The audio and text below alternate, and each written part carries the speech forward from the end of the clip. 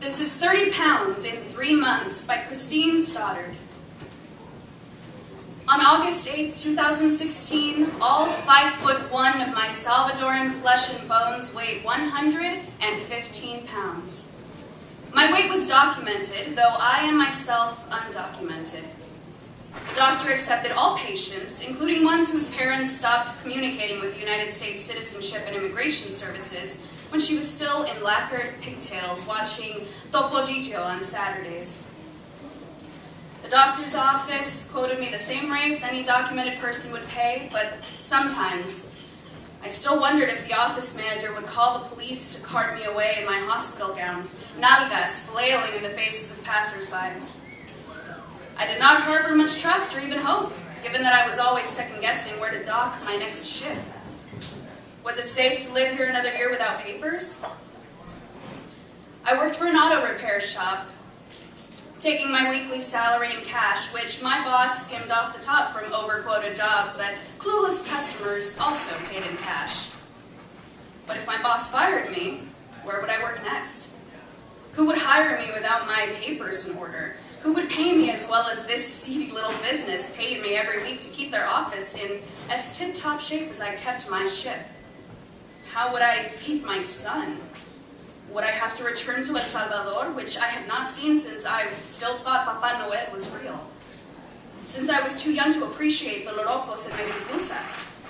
These questions etched in my psyche, as common as asking what the weather was or if I needed to go to the grocery store. But the news made them multiple. With each tweet, each meme, each soundbite, I gained half an ounce. I became less mobile.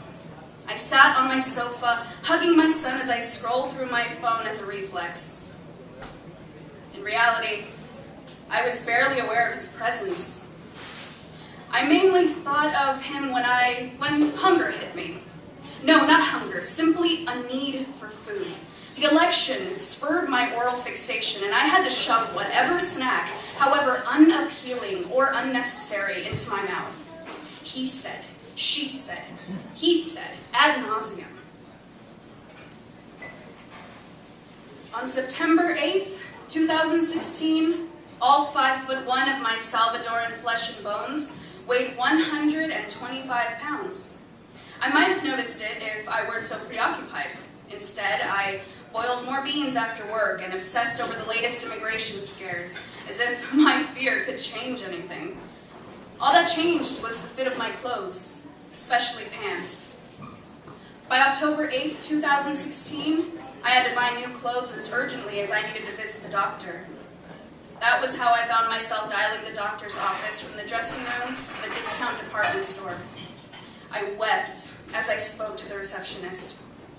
The doctor could not explain my weight gain. She only asked questions for which I had no answers. Normally, I had answers to questions, but suspected pirates would raid my ship at any moment. Surely I could not respond to, "Who are you voting for?" with, "I am an illegal alien and cannot vote even though I have lived in this damn country most of my life, 25 years.